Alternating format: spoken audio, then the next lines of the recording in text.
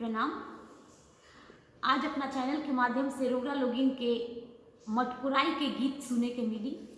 मटकुराई के गीत बड़ा ही अच्छा लागेला सुन के। मतलब जब माटी कोड़े जब लोग महिला निकलेला लोग सब औरत लोग आ जब ये गाना गावत मटकुराई करे जाला लोग तो वो माहौल ही कुछ अजीब होकेला। बहुत अच्छा लागेला अपना गांव देहात के ई मटकुराई गीत सुन के। एक अजब सा खुशबू जन गांव के महक होला वो ई गीत के सुन के लागेला। तो आई सुनी ई मटकुराई के गीत और अच्छा लागो तो लाइक कमेंट शेयर जरूर करें लोगिन। कहवा के पियर माटी कहाँ के कुदाल है, कहवा के पियर माटी कहाँ के कुदाल है, कहवा के साथ सुहागिन माटी कोड़े जास है, कहवा के साथ सुहागिन माटी कोड़े जास है, कहवा के साथ सुहागिन।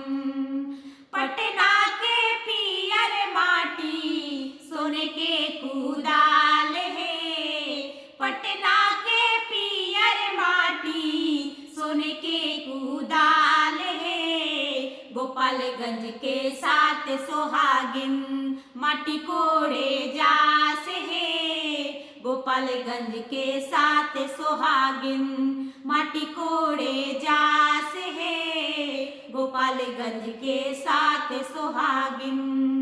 मटिया के केड़ी कोड़ी भरस दौरिया है, मटिया के कोड़ी कोड़ी भरस दौरिया है, ओही माटी चूल्हा सीझे कोहरत के भात है, ओही माटी चूल्हा सीझे कोहरत के भात है, ओही माटी चूल्हा सीझे।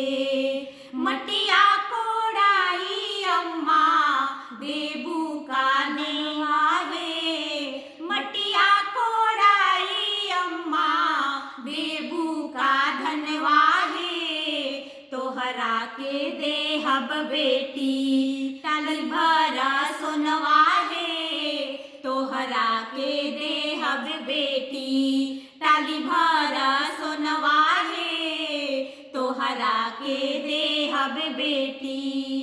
कहवा के पियर माटी कहाँ के कुदाल है, कहवा के पियर माटी कहाँ के कुदाल है, कहवा के साथ सुहागिन माटी कोड़े जास है, कहवा के साथ सुहागिन माटी कोड़े जास है, कहवा के साथ सुहागिन।